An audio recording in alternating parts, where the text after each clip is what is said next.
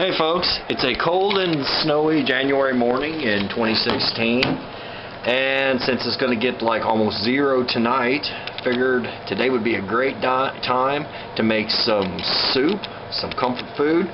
So today we got a recipe for apple, sweet potato, and potato soup. This is what the final product looks like after it's been pureed. And I left a little bit of chunks in there for texture. So, if you don't mind, if you're interested, come along for the journey.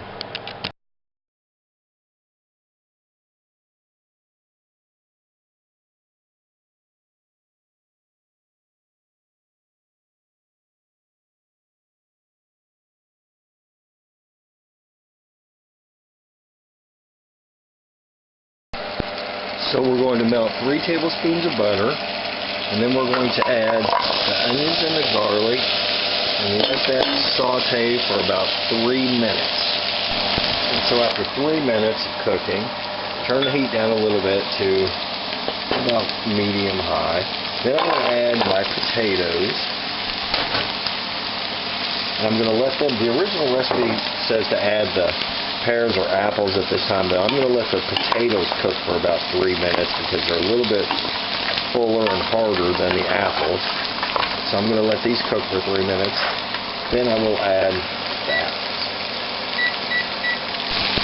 At this point, I turn the heat up a little bit so it's kind of like at a low-high, and then I added about another tablespoon of butter to give it something to cook with.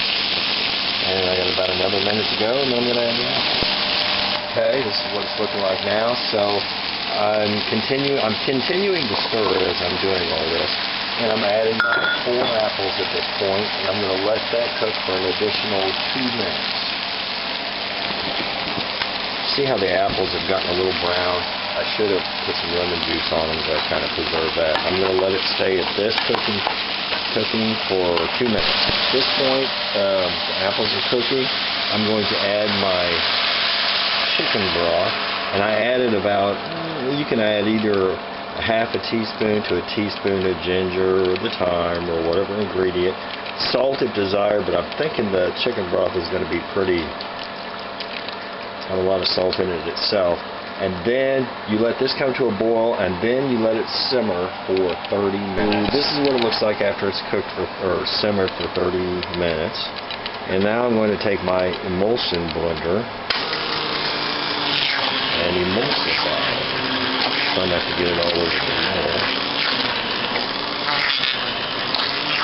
You could either leave it as it is, but I think I've about decided that this was pretty chunky. So I'm going to emulsify it somewhat, leave some chunks in it, and then we'll see what it looks like. This is the consistency I think I'm going to leave it at right here.